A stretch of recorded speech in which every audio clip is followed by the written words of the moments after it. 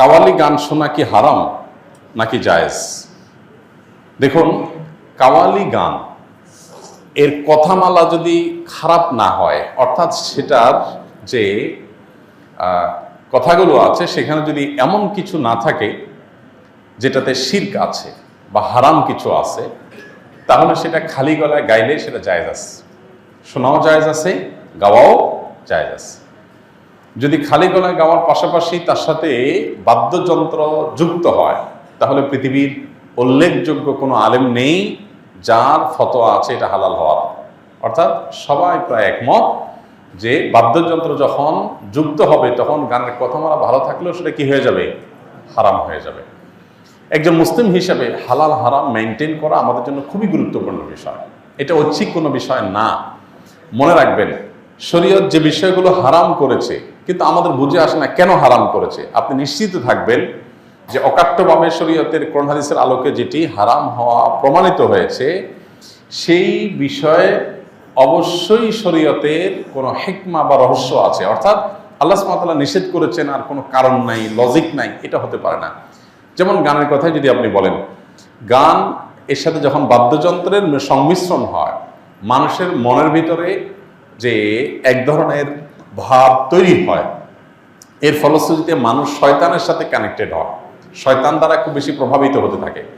শয়তান আমাদের দৈনন্দিন জীবনে, আমাদের ব্যক্তিগত জীবনে, আমাদের উঠা বসায় নানাভাবে আমাদেরকে প্রভাবিত করে। তো এইটা থেকে বেঁচে থাকার জন্য আমাদের সচেষ্ট থাকতে হবে এবং সতর্ক থাকতে হবে। তো শরীয়ত সেজন্য আমাদেরকে বাদ্যযন্ত্রের ব্যাপারে খুবই সতর্ক করেছে। সূরা লোকমানের 6 নম্বর আয়াত সম্ভবত, সেখানে 6 নম্বর না 3 নম্বর আয়াতে আল্লাহ রাব্বুল আলামিন লাহওয়াল হাদিস কেনার ব্যাপারে যে ভর্ৎসনা করেছেন, সেখানে মূলত লাহওয়াল হাদিস বলতে এই জাতীয় গান যেগুলোতে বাদ্যযন্ত্রের ব্যবহার আছে এবং অশ্লীলতা, শিরকপূর্ণ কথা আছে, সেগুলোর কথা মিন করা হয়েছে। এই আয়াতের ব্যাখ্যা করলে আপনি বিশ্ববিখ্যাত মুফাসসিরগণ, সাহাবায়ে কেরাম এবং নবী সাল্লাল্লাহু আলাইহি সাল্লামের স্নেহধন্য ব্যক্তিবর্গের যে তাফসির রয়েছে, বড় বড় বিশ্ববিখ্যাত যে তাফসির রয়েছে, সবগুলো দেখলেই আপনি দেখতে পাবেন যে এখানে গান এবং বাদ্যযন্ত্রকে বোঝানো হয়েছে। অতএব খালি গলায় কাওয়ালি গাইলেন, সেটার কথামালার ভিতরে কোনো শিরক, আপত্তিকর, শরিয়া বিরোধী কথা থাকলো না, সেটা জায়েজ আছে।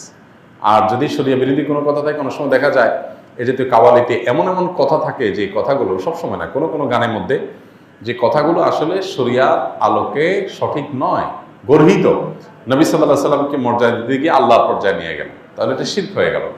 তো এইরকম যদি কিছু থাকে তাহলে সেটা খালি গলায় গাওয়া জায়েজ নাই। আর দ্বিতীয়ত হলো যে বাদ্যযন্ত্রের ব্যবহার থাকতে পারবে না, এই দুই শর্তে সেটা জায়েজ আছে। কাওয়ালি হইলেই সেটাকে আমরা অনেকে ইসলামিক মনে করে গলদকরণ করি এবং সেটাকে ইসলামিক মনে করি, এটা ইসলামিক না। পরিষ্কারভাবে আমাদের ধারণা থাকতে হবে।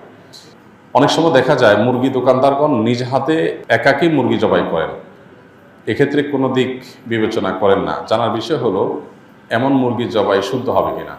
মুরগি জবাই করতে হলে দুজন লাগবে এমন কোনো বাধ্যবাধকতা নেই। একাকী মুরগি জবাই করলে সে মুরগি খাওয়া যাবে, কোনো অসুবিধা নেই। দেখার বিষয় হলো আপনি বিসমিল্লাহ বলে জবাই করছেন কিনা, মুসলমান জবাই করছে কিনা, এটা হলো দেখার বিষয়। একজন মুসলমান জবাই করেছেন, বিসমিল্লাহ বলেছেন এবং সেই সাথে যতগুলো রগ কাটার কথা, মোটা যে আপনার খাদ্যনালী, এর বাইরে যে কণ্ঠনালী, শ্বাসনালী আছে, আর সরু যে চিকন রগ আছে দুই সাইডে, এগুলো কাটা গেছে কিনা দেখা যায়। এগুলো যে কাটা যেয়ে থাকে, বিসমিল্লাহ বলে জবাই করে থাকেন, বাস তাহলে কি হয়ে গেল, সে মুরগি খাওয়া হালাল হয়ে গেল। এটা কি মহিলা জবাই করছে না পুরুষ জবাই করছে, ভাই বোন জবাই করছে কিনা, জবাই করার সময় ওযু ছিল কিনা, দুইজনে করলো না একজনে করলো, এগুলা কোনটাই আসলে এই মুরগির হালাল বা হারাম হওয়া, খাওয়া বা না খাওয়ার সাথে, বা খাওয়া যাওয়া, খেতে পারা বা না খেতে পারার সাথে কোনো সম্পর্ক নাই।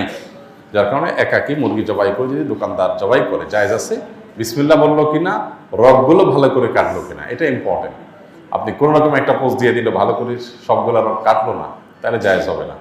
এখানে কণ্ঠনালী যেটা আছে, যেটা দিয়ে খাদ্যনালী যেটা খাদ্য যায় সবচেয়ে মোটা, সেটা কাটা গেল কিনা, তার পাশে শ্বাসনালী আছে, এটা কাটা গেল কিনা, চিকন চিকন দুই পাশে দুইটা রগ আছে, কাটা গেল কিনা, এটা আপনি ভালো করে দেখবেন। বাস বিসমিল্লাহ বললো কিনা, তাহলে ইনশাআল্লাহ সে মুরগি খাওয়া জায়েজ হবে।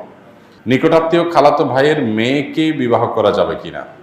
নিকটাত্মীয় খালাতো ভাইয়ের মেয়ে, তাকে বিয়ে করাতে শরঈ দৃষ্টিকোণ থেকে অসুবিধা নেই, শরঈ দৃষ্টিকোণ থেকে সমস্যা নেই, কিন্তু স্বাস্থ্যগত কোনো ক্ষতির কারণ আছে কি নেই, সম্ভাবনা আছে কি নেই, এ বিষয়ে সংশ্লিষ্ট বিষয়ে যারা ডাক্তার আছেন, বিশেষজ্ঞ আছেন, তাদের সাথে কথা বলতে পারেন। এর বাইরে সেরাই মাসআলার কথা যদি আপনি বলেন, তো আমরা বলবো যে খালাতো ভাইয়ের মেয়েকে আপনি বিয়ে করতে পারেন এবং চাচাতো ভাইয়ের মেয়েকেও বিয়ে করতে পারেন, কারণ সে আপনার মাহরাম না, সে আপনার সরাসরি একেবারে যে নিষিদ্ধ তালিকার আছে যাদের সাথে বিবাহ বন্ধনে আবদ্ধ হারাম এবং দেখা দেওয়া জায়েজ, সেই তালিকার মানুষ না, যার কারণে এটা জায়েজ আছে। সিগারেট খাওয়া কি ইসলামের দৃষ্টিতে নিষিদ্ধ? এর কোনো শাস্তি আছে কিনা?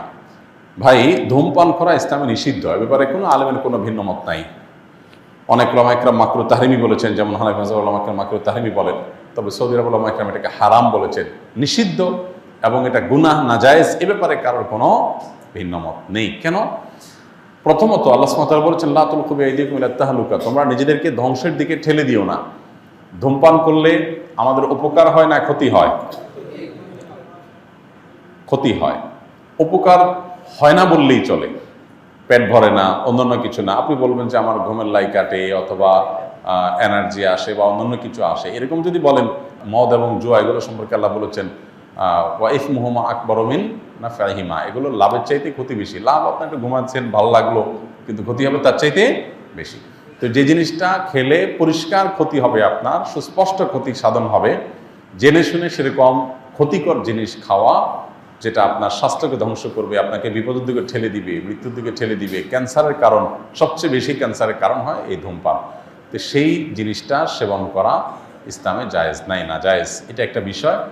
দ্বিতীয়ত, এটা যেহেতু আমাদের পেট ভরে না, এরপর আমরা টাকা দিয়ে যদি এটা খাই, তাহলে সেটা অপচয় হয়, কারণ এটা অনর্থক অহেতুক একটা জিনিস। এটা যেটুকু আপনার ফুর্তি বা যেটুকু আপনার ভালো লাগা বা তথাকথিত এনার্জির জন্য করেন, তার চাইতে ক্ষতি অনেক বেশি।